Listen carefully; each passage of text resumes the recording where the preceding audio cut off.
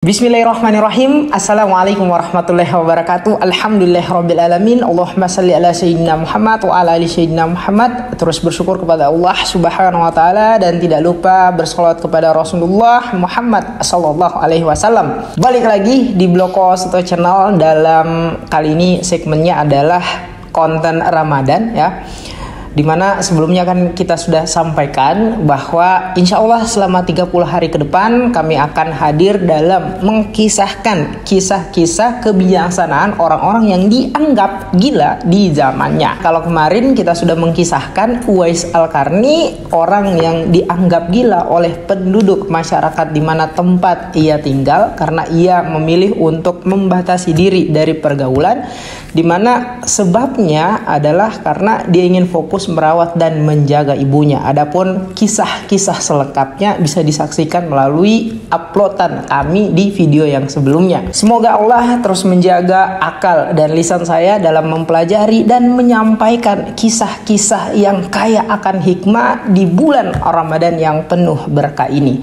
Langsung saja sahabat-sahabat sekalian, kisah yang kedua yaitu Abdurrahman ibn al-Ayyats.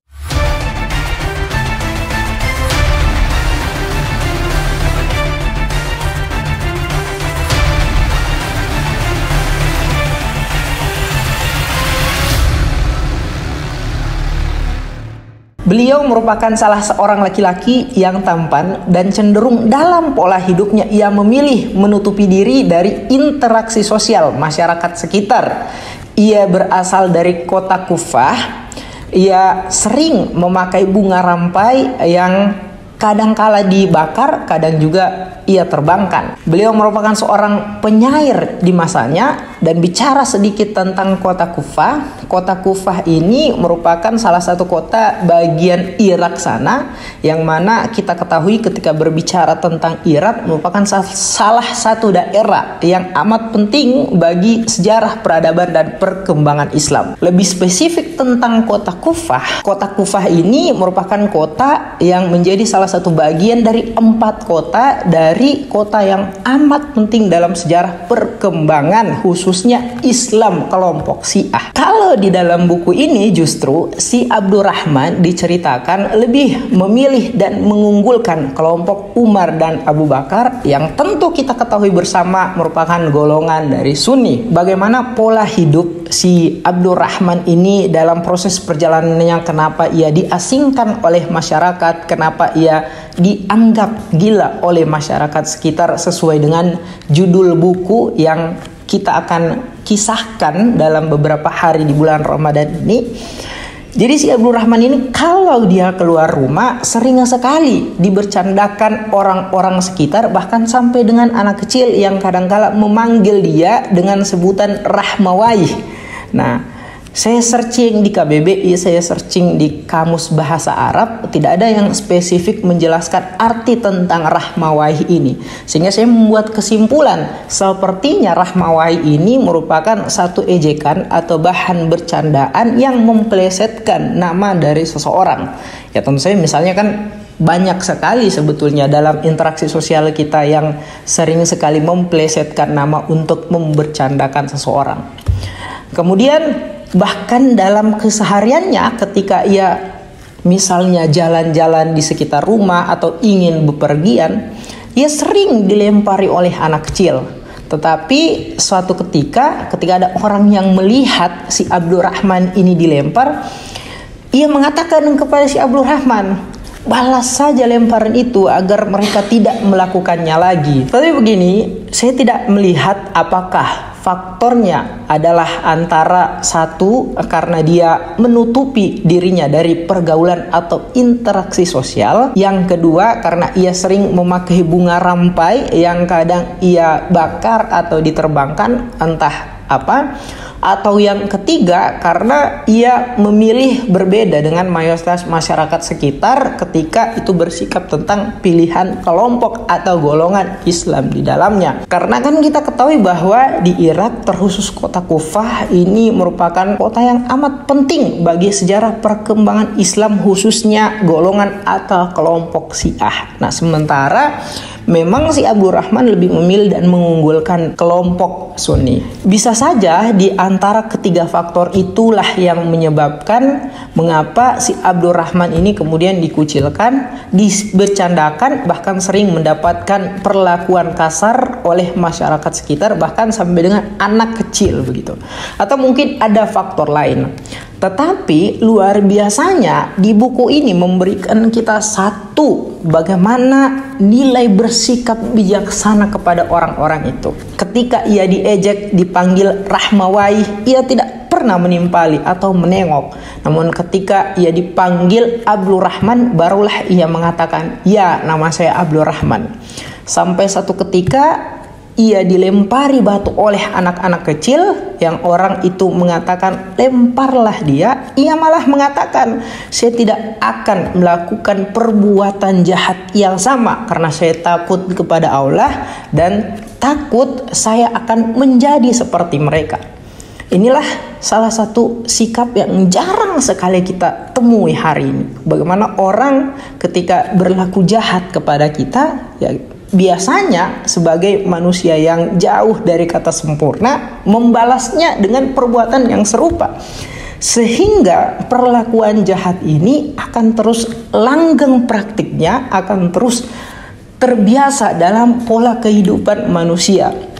Nah, lebih jauh dari momen-momen yang sebelumnya, buku ini juga menuliskan kisah dari kesaksian salah seorang yang pernah bercakap-cakap dengan si Abdurrahman ibnu Al-Ayyadz ini, yaitu Ibnu Jabir, di mana satu momen tertentu mereka sedang bercakap-cakap yang memang dalam percakapan mereka ini sulit menemukan mengapa masyarakat ketika itu menganggap si Abdurrahman ini gila gitu. Ketika itu Ibnu Jabir yang sedang duduk bersebelahan dengan saudaranya yang buta, lebih muda dari Ibnu Jabir dan hanya bisa mendengar.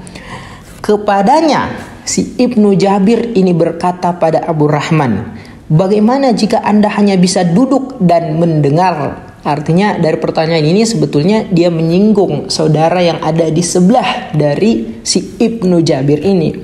Abdurrahman pun menjawab, "Bagaimana mungkin Ibnu Jabir, sementara semua burung memburu sesuai takdirnya?" Maksudnya adalah bagaimana mungkin kita mau membandingkan takdir atau nasib yang diberikan Tuhan kepada kita, yang sebetulnya semua ini sudah ditakdirkan oleh Allah Subhanahu wa Ta'ala dan insya Allah akan berakhir dengan sempurna, sebagaimana ia menganalogikan burung yang tidak bisa berenang. Namun dalam proses kehidupan alam semesta ini, burung masih tetap mendapatkan tempat mereka, masih tetap mendapatkan makanan, minuman mereka dalam proses kehidupan burung itu sendiri. Lebih lanjut dia menegaskan, "Begini Ibnu Jabir, apabila Anda mengagumi kondisi Anda dibanding orang-orang di sekeliling Anda, maka saudara Anda ini akan takjub akan kedudukannya di hari kiamat di sisi Allah, insya Allah." Nah, mendengar jawaban dari si Abdurrahman,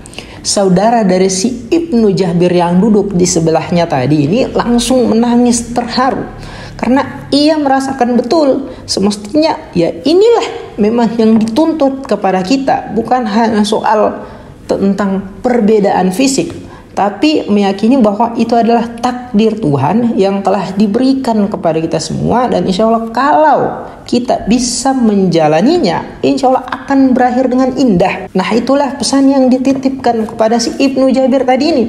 Bagaimana mungkin kita terus merasa sempurna, terus merasa kagum pada diri kita sendiri, yang sebetulnya orang lain ini ketika dia bisa melewati apa yang telah ditakdirkan kepada Allah Subhanahu wa Ta'ala kepada dia, insya Allah dia akan lebih berakhir indah nasib takdirnya di sisi Allah kelak. Dan lanjut lagi Abdurrahman berkata, "Wahai Saif Ibnu Jabir, simpanlah mulutmu sebagaimana kau simpan dirhammu." Artinya bagaimana ucapan yang kita sampaikan ini tidak sampai melukai hati seseorang, tidak sampai menyinggung orang. Karena sesungguhnya ketika kita kagum pada diam, berkatalah, dan ketika kita kagum pada pembicaraan, diamlah. Artinya pandai-pandailah menempatkan apa yang mestinya kita ungkapkan dan apa yang mestinya kita tidak ungkapkan. Dan akhirnya si Ibnu Jabir ini mengatakan, kemarilah, duduklah, saya memintamu untuk duduk dan menjadi akrab denganku, hai Abdurrahman.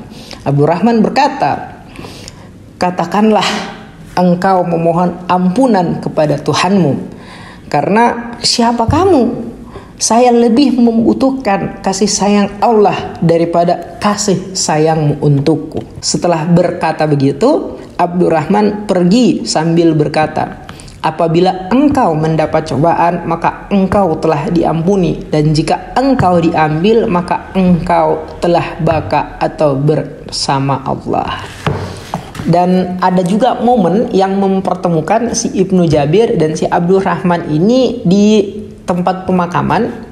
Ketika itu Ibnu Jabir ikut ke pemakaman untuk mengantar jenazah, dan tidak sengaja ia melihat Abdurrahman yang sedang duduk di atas kuburan, pipinya menempel ke lutut, di mana kita lihat psikologi dari orang-orang yang seperti itu memang adalah orang-orang yang cenderung ia sedang merasakan kesedihan. Dan benar saja, Ibnu Jabir mendengar apa yang menjadi perkataan-perkataan si Abdurrahman ketika itu. Ia langsung menyapa si Abdurrahman, bolehkah saya duduk di sampingmu untuk menemanimu?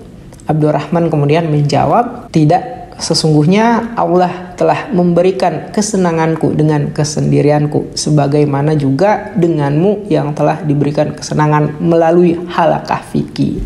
Nah, dari kisah Abdurrahman ibnu al-Ayat ini paling tidak ada beberapa hikmah yang dapat kita petik. Di antaranya yang pertama, bagaimana sikap bijaksana seorang Abdurrahman ini yang ketika ia dibercandakan, ia diejek, sampai dengan mendapatkan perlakuan kasar, ia dilempari batu oleh anak-anak kecil, ia tidak membalas, melainkan semata-mata takut kepada Allah dan takut ia akan menjadi orang-orang yang seperti melempar si Abdurrahman tadi ini.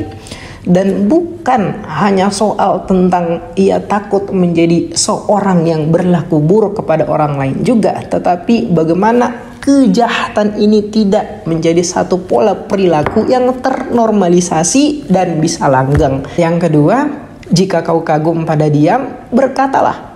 Jika kau kagum pada pembicaraan, diamlah.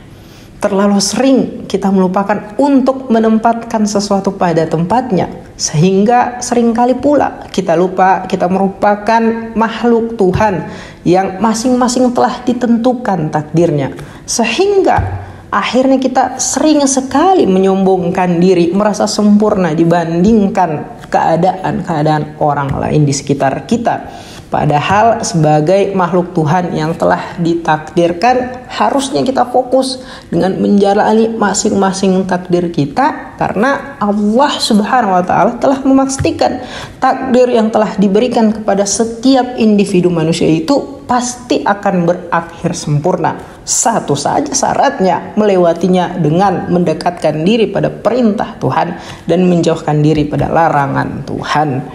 Yang ketiga, tidak melulu tentang menyendiri itu berarti tidak menyukai interaksi sosial. Kadangkala kita lupa bahwa menyendiri adalah bentuk dari sikap yang menyatakan bahwa bersandar dan berharap kepada Tuhan Allah Subhanahu wa taala adalah hal yang pasti dibanding kita berharap dan menyandarkan diri pada manusia. Billahi taufik wal hidayah. Wassalamualaikum warahmatullahi wabarakatuh.